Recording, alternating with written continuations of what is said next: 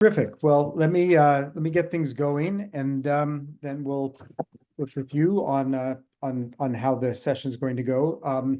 This is the session on the Paradigm Project, Call for Radical Renewal in Higher Education. And I'll leave most of the description of the Paradigm Project to our capable presenters, but I'll just say briefly here that the Paradigm Project is a multi-year initiative. It was launched in 2022 to develop new models of holistic, inclusive, engaged education to support institutional change makers and catalyze systemic change. I've been lucky enough to be part of the Paradigm Project since it started, both as a member of its advisory board, but also Georgetown is one of the what is known as the emerging models within the project, in which we're helping to cultivate the project.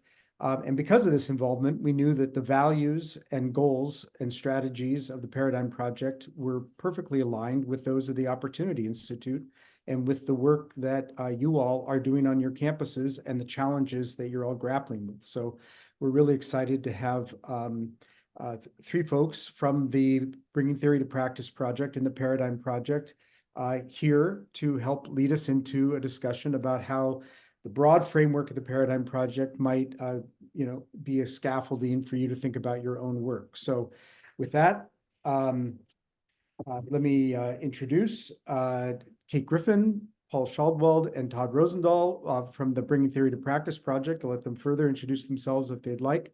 But we're really happy. Their bios are all in Sketch.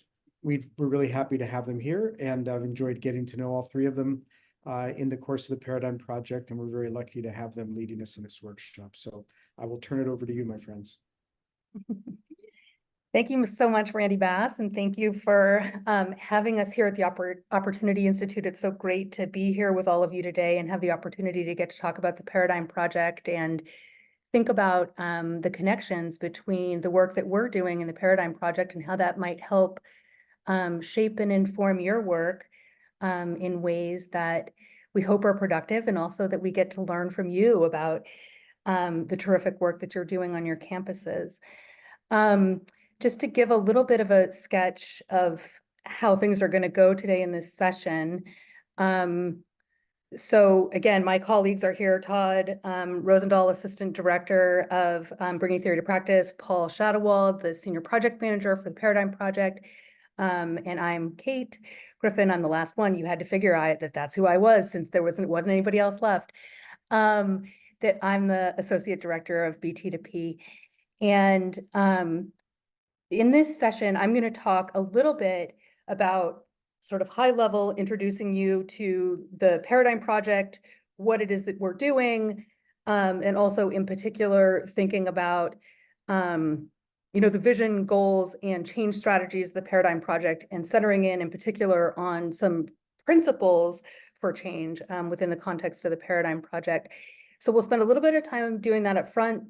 Then we'll have time in breakout rooms with either me, Todd, Paul, or Randy, and really getting the chance to think about how some of the big theoretical frame of the Paradigm Project that we're going to introduce you to up front, how that applies or could apply in the context of your work on campus, and how it might help you in developing and implementing the projects that you're working on. And also thinking about how some of you I know are in teams already and will have the opportunity to be able to talk in teams in the breakout rooms. And some of you will be rejoining your teams in the sessions after this, when you go back to the coaching and consulting kind of portion of the afternoon, and thinking about how to have this conversation with your teams about some of the change principles of the Paradigm Project. And so we'll have sort of introduction, most of the session in breakout rooms, being able to think together about these change principles and what they look like on the ground. And then a little bit of time just for wrap up and sharing out from the groups before we send you on your way back to your teams this afternoon. I'm going to go ahead and screen share. I hope. Let's see.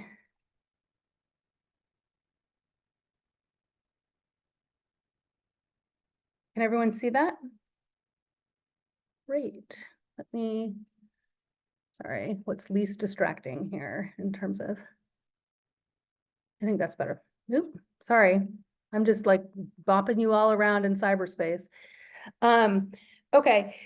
So the Paradigm Project, Bringing Theory to Practice, is a higher education innovation initiative. We've been around for more than 20 years. We have seeded innovation around the core purposes of higher education, around student learning, well-being, civic life and democracy, and projects on campuses, more than 2,000 of those projects on 600 campuses over the last 20 years. And coming out of that work, one of the things that we discovered, sort of reflecting on that change and innovation work over those past couple of decades, was that there had been a lot of really important work, but that something bigger and more ambitious was really necessary. And so we worked with a variety of other partners to come up with sort of thinking about the Paradigm Project, which is a movement for the radical renewal of higher education. And at the core of the Paradigm Project are three purposes, where we envision that higher education institutions will empower students to flourish in lives of their own making, that these institutions, we will all be creative, inclusive, and accountable to students in the larger society, and repair and renew community, society, and the planet. And sorry, I need to, one sec, there we go. There are 5 goals that are associated with those purposes for us in the Paradigm Project. And these are all going to be familiar to all of you. And you'll be able to see the work of your own projects, I think, in these as I kind of run through them. I don't think we have to sell you on these as values or goals of higher ed. You're doing this work, and it's work that we want all of higher education to be doing. And I think we're all aligned on it. And part of what we're thinking about is like, how do we actually realize that and make it happen? So we see 5 interconnected goals here: transformative student learning, student well-being and success, faculty and staff thriving, robust institutional communities, campuses, and higher education as a public good. And in the work of the Paradigm Project, we've done some thinking in a more detailed way about, what does this look like for each of these goals? What are some examples of kinds of practices that we might engage in order to further those goals? And I'm not going to go through those in that level of detail.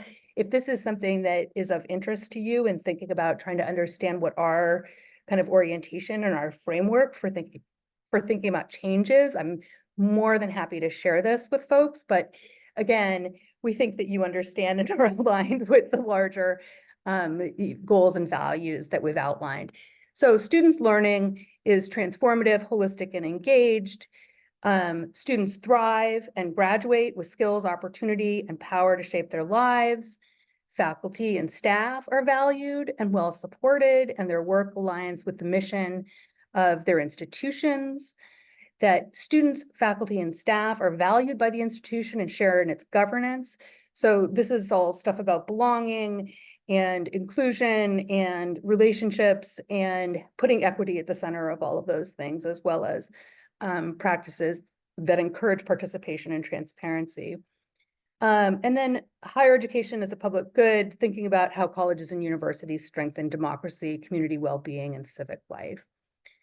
And we understand these goals to be interconnected, right? They're not things that happen in isolation. So when we think about something like student well-being and success, if we are thinking about relationship-rich education, that is not something that we can tackle just in isolation, right?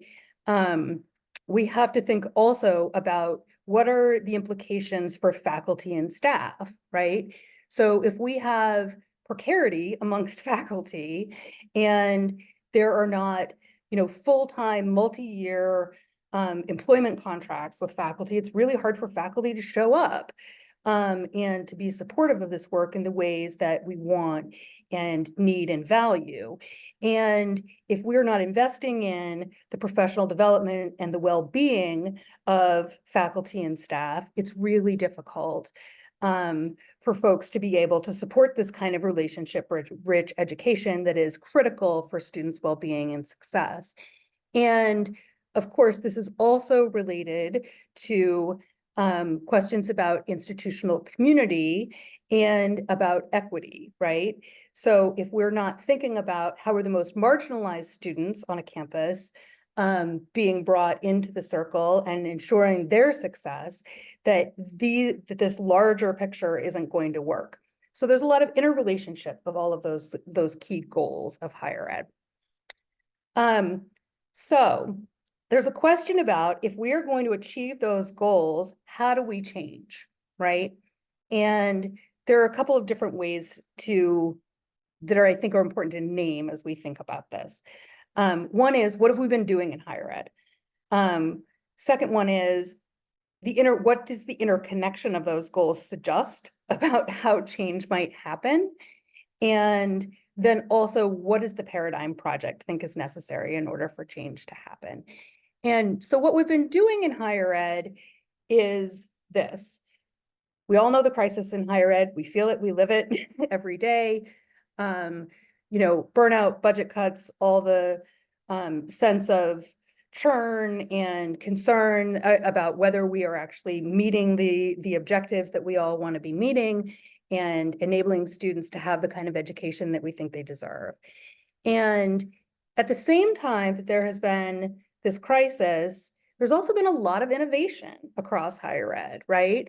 And there have been important initiatives and innovations around student success, around equity, around educating students for work and democracy, about making college more accessible, about high impact practices, teaching and learning, mentoring. There's been a lot of innovation. But in some, there's been only modest results in a lot of ways. And that's because the crisis is systemic and the innovation has been piecemeal, right? So that's where we've come from. And then we think about, well, we have these 5 goals, they're interrelated. There's a way in which that suggests, well, you just solve this and solve this and solve this and solve this. And that creates sort of an aggregate of once you move through all of those changes, you can change higher ed.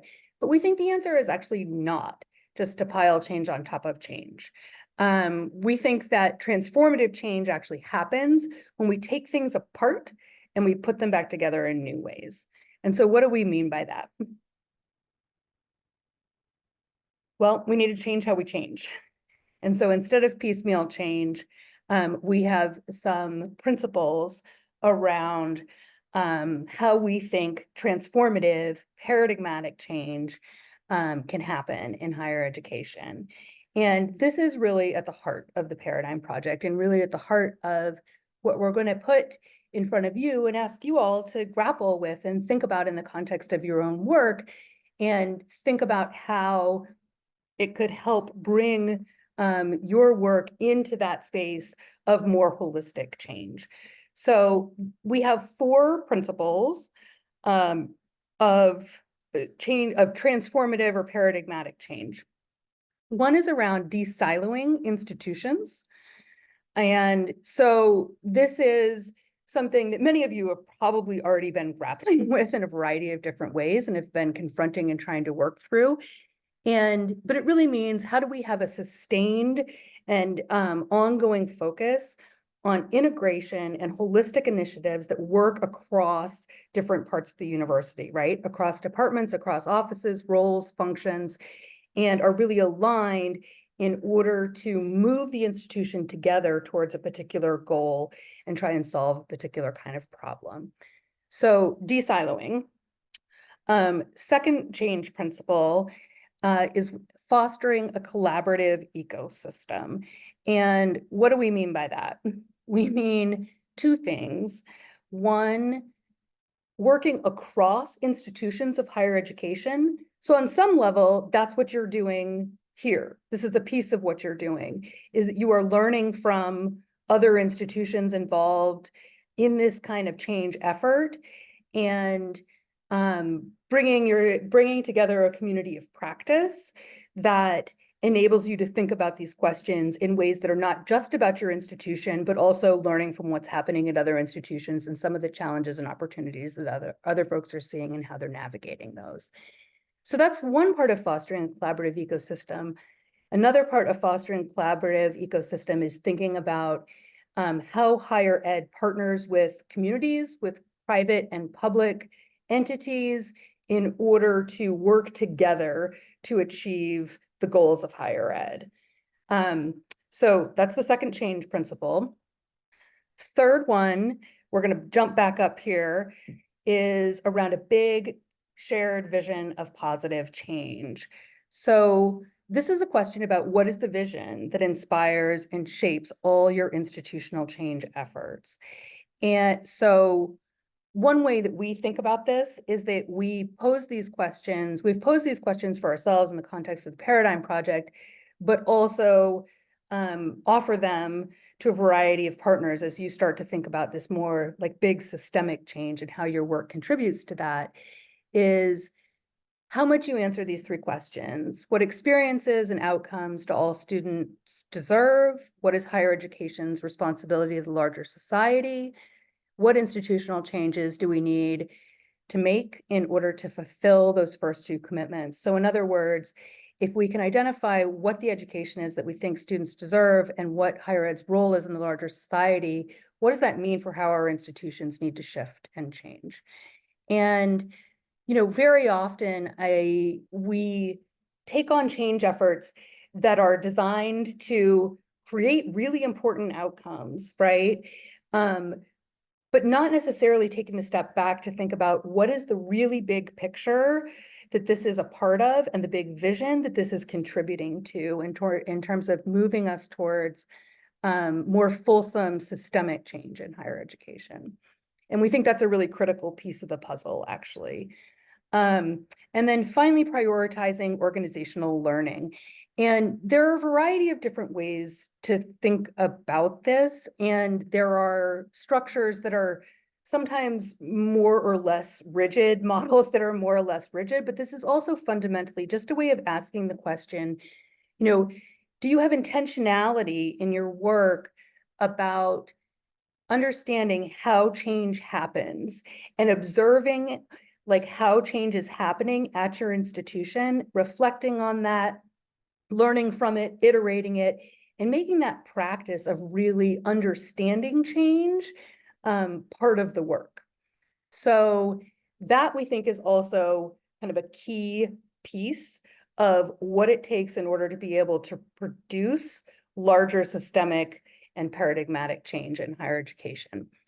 And one other thing I'll offer about this kind of the four change principles is that part of what we've been thinking about as a team and in conjunction with our partners is the idea that we really need to create kind of chemical change as opposed to physical change. And the way that we do that is that all four of these change principles are really fundamentally important pieces of the puzzle and become catalytic when all four of them are operationalized and brought into the work. So while you may be building capacity around different pieces of them, it's really important to think about all four pieces because there's something that comes together where change is more than the sum of the whole of its parts when all four of these pieces come together in various projects and change efforts that are aligned around the vision and values that we've outlined and that we think all of you share in terms of the work that you're trying to do. So I want to pause here, and I think we are ready to think about breakout rooms and what we're going to be doing in these breakout rooms is talking together about how these four change principles might intersect with the work that you're doing and the projects that you're doing. So how can these four change strategies inform your projects? Where do you actually think you are in relationship to each of those four strategies? Or some of them you may feel like you have deeper engagement with already. Some of them you may be like, we haven't thought about that at all. Totally fine. Just thinking about, where are you in relationship to these? And then also thinking about how these change strategies are ways to operationalize the values that you're trying to embody and live out in the work that you're doing. So Randy, Paul, Todd, and I one of us will be in a breakout room, with you, and thinking together about how to take this sort of theoretical, framework of the Paradigm Project and what I've been describing here, and think about it actually on the ground in the context of the work that you're doing and how it might apply and whether it might be useful in the context of your campus work. Do we want to, are we ready to do breakout rooms or? The breakout rooms are all set. And Kate, do you want to make an announcement of how long the breakout room should be? Well, so we are, yeah, that's a great, thank you, Paul. I think we have time.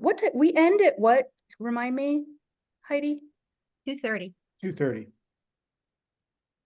So if we do 20 minutes, 40 minutes, yeah, I think we have 40 minutes, right? Is that what we had talked about? I think if we can do 40 minutes, I think we're in good shape. And then we'll have 10 minutes at the end just to kind of come back, do a little bit of sharing out from those discussions and some wrap up. Heidi, are we good on that? Or do we We're do good on that. We'll keep track of time and we'll send some time updates out to the groups. Perfect. Thank you so Great. much. Okay, I'm going to open up the rooms. Folks should be heading off there spontaneously, and good luck. Thanks so much.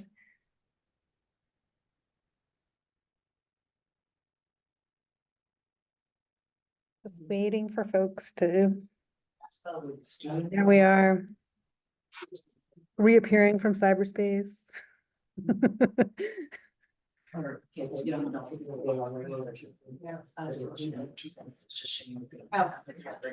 No, Heidi, do we have everyone back, or there's still folks kind of filtering back in? No, this should now be everybody. It's closed. Well, there we go. I think, yeah, it's closed up. We're all set. Great. Thank you so much. And so thank you to our facilitators and also to to everybody in those breakout rooms, at least in my room, people's willingness to kind of jump right in and, take some big concepts that I just threw at you and like work with them and really think about how they apply in the context of your work was really gratifying to get to hear that and to hear about how it was sparking some new thinking about both the meaning of your projects and some of the ways that you might approach that work. And so we have about 10 minutes left. And what I'd like to do for, I think, the bulk of that time is just hear back from some folks from the breakout rooms, and not so much a report back about what you all talked about as any sharing that you might be willing to do about examples that came up, in your work of where you think you're deeply engaging with one of these change strategies, and or was there a suggestion of in one of these change strategies that you were like, you know what, I haven't thought about that at all. And it's really changed the way, grappling with that really makes me change the way that I think about this project. So either kind of just your reflections on, where you think you're really digging deep on some of this and where you think, oh, wait a minute, if I thought about this, I would do things in a really different way. I'd just love to hear any reflections from folks about that.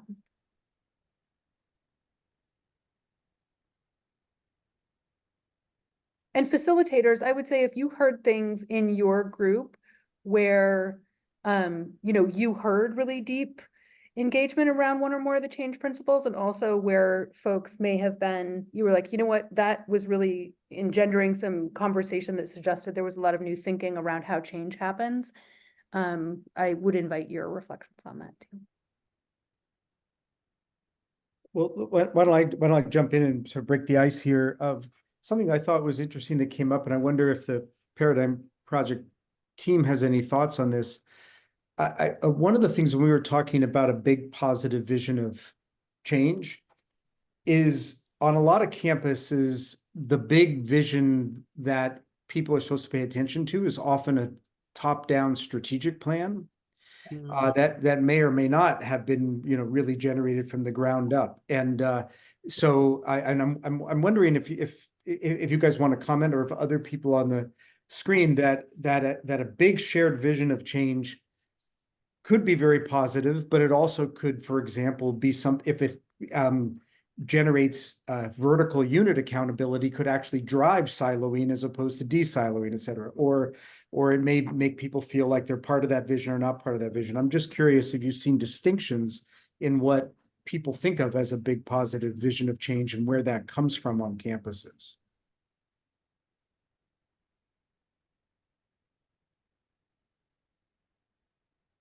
I can start, I guess.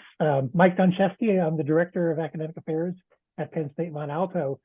Our campus strategic plan is built by the folks who are in charge of student success initiatives and what have you. It is made up of the campus leadership and faculty and staff, but we are also the ones who are doing the work. We don't have layers upon layers. So, I was responsible for the academic excellence part of the campus strategic plan, and that was written in conjunction with faculty from my programs and on my campus. And so the feedback from faculty was immediately input into the strategic plan, and that is what's driving our efforts at student success. So we don't have the layers of separation or the silos. We are all there.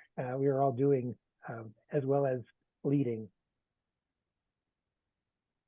Nice.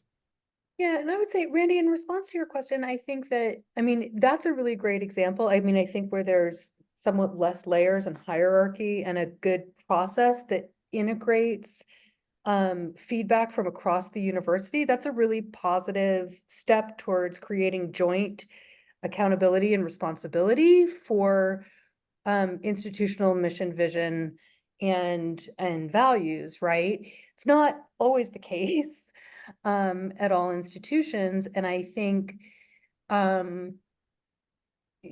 thinking about sort of the different voices, stakeholders, perspectives, roles that need to go into aligning around that big positive shared vision of change, to the extent that there's a formal process, as you were describing, Michael, that enables that, wonderful and terrific. Where there's not that, I think trying to help move the institution towards it is a really important goal for, rather than just saying, yeah, there's the strategic plan, somebody else created it, we don't have any buy-in around it, but we're going to follow it.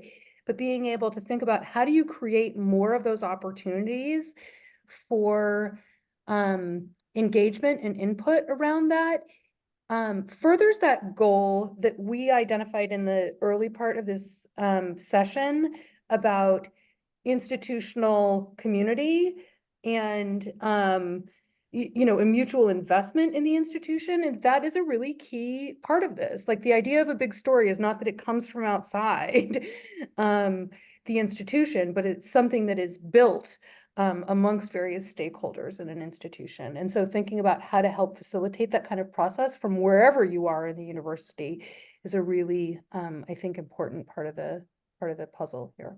Paul, did you want to add something? I was just gonna say, I don't mean to put Marisa on the spot, but you had some really interesting, I felt interesting observations about the transitory nature of leadership and who's hungry for change and who isn't. So I wasn't sure if you might be willing to share just a tiny bit about that.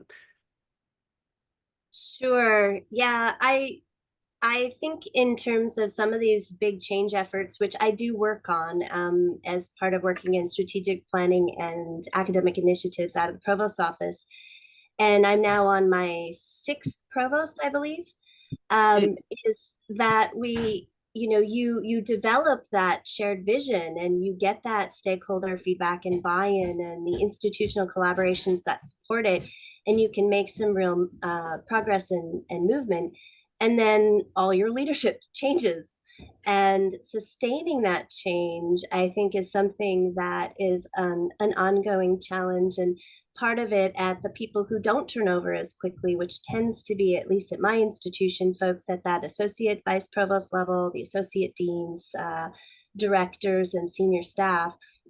Sustaining that change often relies on us building those collaborations that are more permanent, regardless of the leadership transitions, and then doing a lot of managing up of convincing our leaders to, buy into this change and positive vision that we have all agreed on before they got here, and then finding ways to help them own it and step into it and embrace it and make it, shape it, and make and feel it, that it's their own, and make it their own.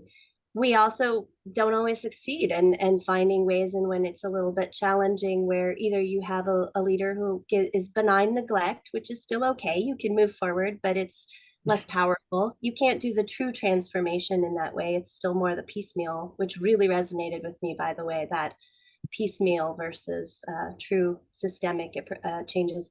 And then sometimes you have senior leaders coming in and actively blocking and saying, no, I don't want my people continue to work on that. I want them to work on this other thing. And that's just, I think, we're at University of Washington, 40,000 students, enormous place. It's a challenge at a big flagship. It's probably a challenge for many others as well, but it was something that this framework made me think of, is the doing all this on the front end to get it started, but then also thinking about how we sustain it when we have turnover.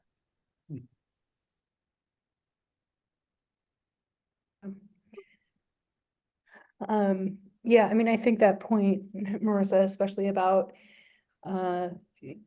building ongoing support across the institution, so that everything is not dependent upon, like when a leadership change happens, sometimes, yes, things are going to come apart at the seams, right? But it doesn't have to be, because if you've built the kind of buy-in across other sectors of the institution, when that leadership change happens, you have the ability to influence that, right? And to say, actually, this is the institutional priority, right? And we've been working towards that. I'm curious, we only have a couple of minutes left here, and I want to ask about, there was some really good conversation in the couple of groups that I got to sit in with, about thinking about learning about how we learn to change, and having that be a really integral part of any change-making process, is thinking about what are we learning about how change is happening, about where we're coming up against resistance or barriers to change, where we created change in unexpected ways that we didn't anticipate, or that we didn't think would have quite the level of traction that it did. I'm just wondering whether, thinking about that intentionality around learning how to change, whether any of you have sort of thoughts about that you might want to, help close out this conversation. Because I think I heard a lot of really important insights about that in the couple of groups that I got to sit in with. And I'm just curious about how that's landing for people.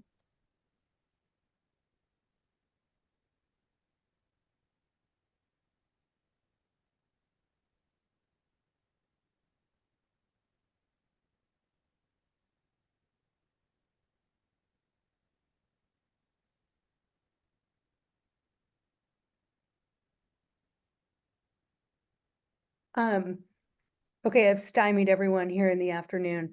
One thing that I might say about that is, Marissa, just actually building on the last thing that you were kind of talking about, is that, I think as you and others on your team are thinking about the work that you're doing, you articulated this understanding of, leadership and how change happens and where responsibility for change happens and how to create buy-in around it, that maybe was something you knew before you started working on trying to change the institution in important ways. And maybe it was something you learned in that process. And, one of the things I'm curious about is whether you have built into your ongoing work opportunities where you talk to other folks who are engaged in change making on your institution, at your institutional level, at your campus level, where you're sharing those kinds of insights with each other so that you start to build like a sense of reflection on the practice of change making. Not to put you on the spot again.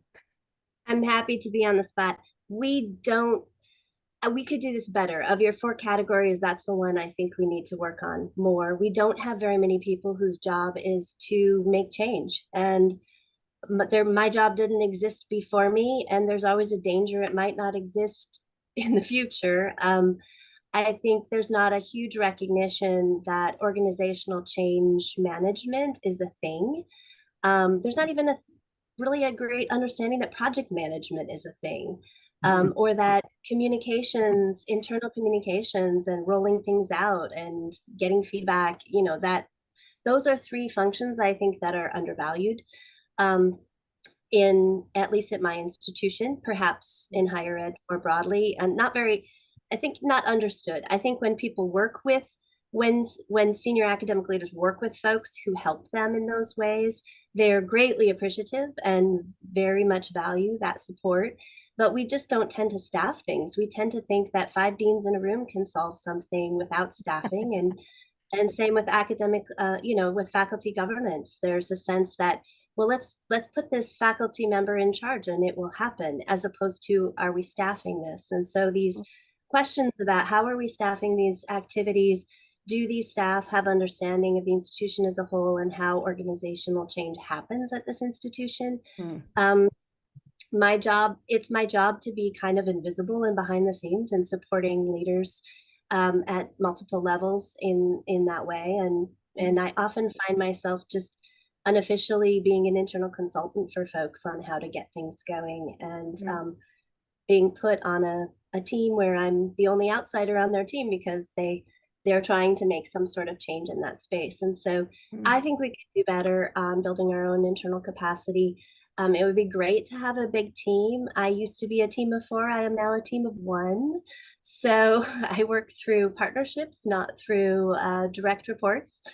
And I think it's hard though. I mean, higher education is not well funded. We're not all sitting here with lots of extra budgets sitting around, especially it's concern over administrative bloat. So I'm sensitive to those concerns as well. But I do think building that skill set, regardless of what position the person has, I think it's just an important set of skills. Yeah. Well, great. Really well said. And I think just to wrap things up, if that is okay, I'm gonna just share my screen again. And it's actually a really nice segue, Marissa. So thank you for queuing that up. I'm gonna go here and just say that one of the things that the Paradigm Project does is we have a network of institutional change makers that we have just launched. It has, at this point, 70+ individuals. Sometimes there are groups from campuses that have teams, but sometimes it's just like one key person who's really driving change on a campus in various ways. And so there's 70+ people, 50+ institutions from across the country, all kinds of different institutions. We are growing this network, and it is both a community of practice for folks to learn from each other about how they are creating change, institutional change on their campuses, but also to be engaged in collective action. So both in terms of cross-institutional projects and also potential advocacy projects for systemic change in higher education. And if any of the kind of approach that we have been talking about in this session today is landing for you, and you have an interest in potentially joining in with a group of other folks interested in making institutional change on their campuses and their systems in higher education as a whole, and being part of a growing national movement around that, we would love to talk to you and see whether you might be a good fit to join the Institutional Changemakers Network. Certainly all of you are doing work that is deeply aligned with the work of these other change makers. And, you know, the network is not a huge time commitment. It does not require resources in order to participate. It's just something that we are offering in order to really connect change makers across institutions around the country. So we'd love to have you join us. Great. Randy, over to you. Yeah, just wrapping up because we're at time, but thank you. I was about to go to the Changemakers Network, so that's great that you had that slide. And I think that, you know, this has been a great way to talk about how these things at least can come together in a more systemic way. So really appreciate your guys leading the session and everybody's participation. So, and especially negotiating the breakout rooms through your already broken out rooms on your various campuses. So thank you, everyone. Thank you, Paradigm Project people. See you later. Thanks, everyone. And Step Back Consulting.